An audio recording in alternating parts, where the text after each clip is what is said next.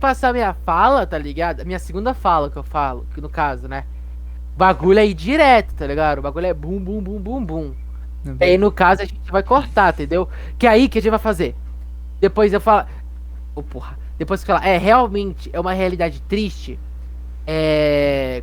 Como fazer? Aí foi. Aí, a próxima fala é de quem? Não, A depois assim, próxima ó. fala é É o sua. que vocês acham, A blá, blá, blá, próxima blá, fala blá. é Essa sua. pergunta, aí o David demora um pouco pra responder, porque aí, se necessário, a gente vai cortar, entendeu?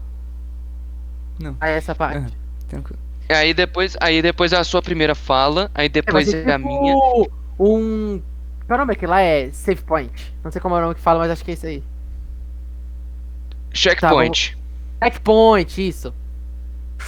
E aí depois chega a fala do Marcelo. E aí depois vem o questionamento do Vitor. Aí o Marcelo pede perdão e aí chega a minha parte. Eu falo que o Marcelo tirou as palavras da minha boca e acaba. E aí você encerra o podcast. Né? Pode ir. Pode ir. Pode ir? Desculpa, é porque eu tava tentando seduzir o David. Consegui, David? Ainda bem. Não, mano, não. Porque o meu pau Ah. tá. Mano, você tem que entender que meu pau Quê? fica duro com garotas 2D, mano. Você tem que Ah! entender isso. Desculpa. Eu esqueci que você joga Vai, nesse. vai lá, vai. Esqueci que você joga nesse. Caralho, imagina! No futuro, tipo, tá ligado que tá tendo esse negócio de inteligência artificial? Imagina se no Hum. futuro.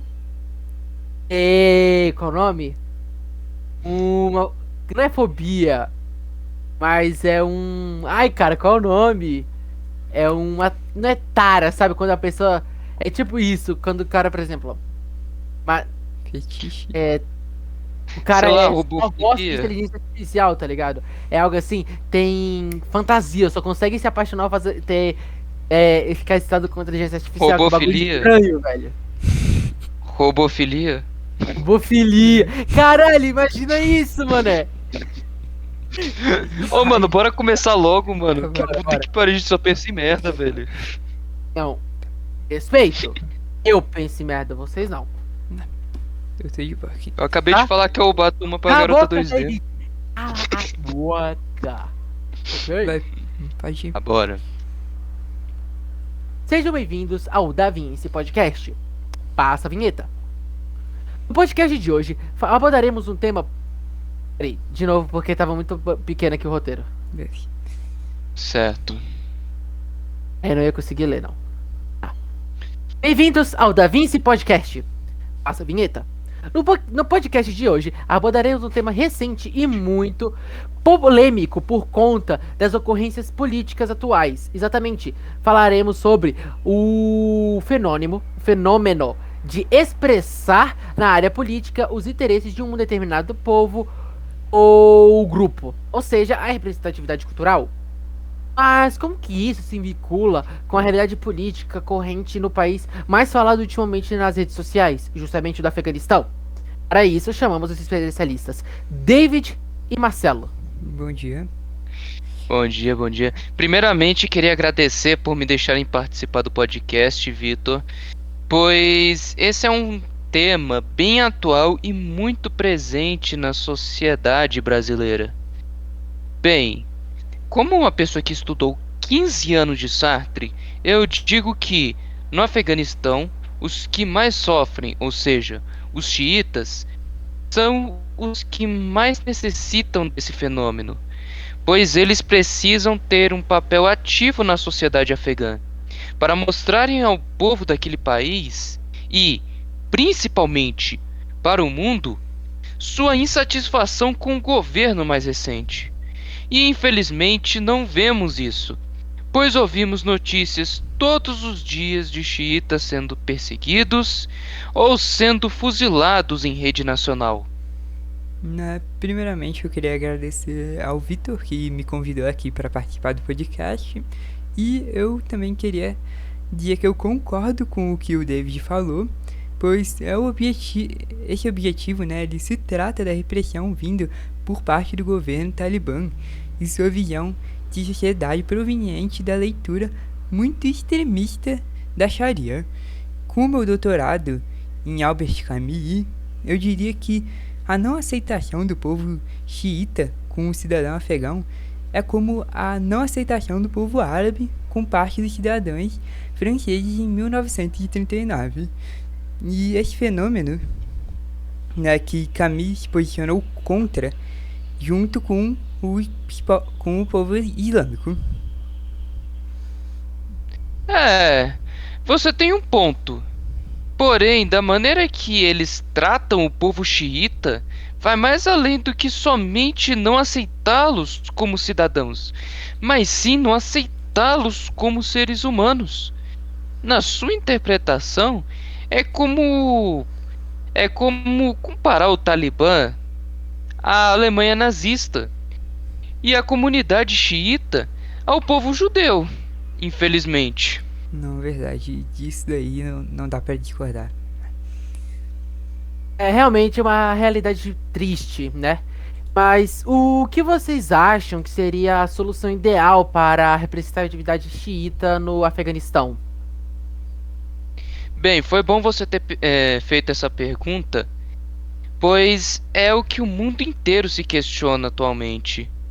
Qual que seria a solução para esse problema?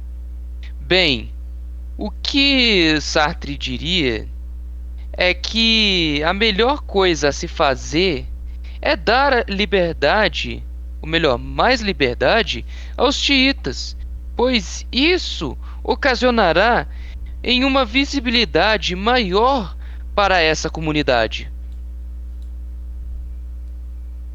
Então, o que o senhor está me dizendo é que quanto mais liberdade, mais eles serão representados? Com toda certeza, pois Sartre trabalha a liberdade e a representatividade como duas grandezas diretamente proporcionais. São dois conceitos que caminham juntos e, como o senhor disse, a representatividade cultural depende da liberdade de expressão que aquele povo obtém, pois... Espera aí, calma. Desculpa interromper, mas, David, né, isso se intensifica ainda mais quando nós falamos de Camus, pois ele também afirma que a revolta leva à ação, e com isso se dá um sentido mais profundo à existência. Porém, para expressar uma revolta, necessita-se primeiro da liberdade de se revoltar, o que é relativamente fácil para países com uma democracia. Um bom exemplo disso é o Brasil, que quando se fala da recente questão indígena, pois esses povos só conseguem fazer esse movimento a favor da reformulação do marco temporal, porque eles têm liberdade para se manifestarem. Infelizmente, quando falamos do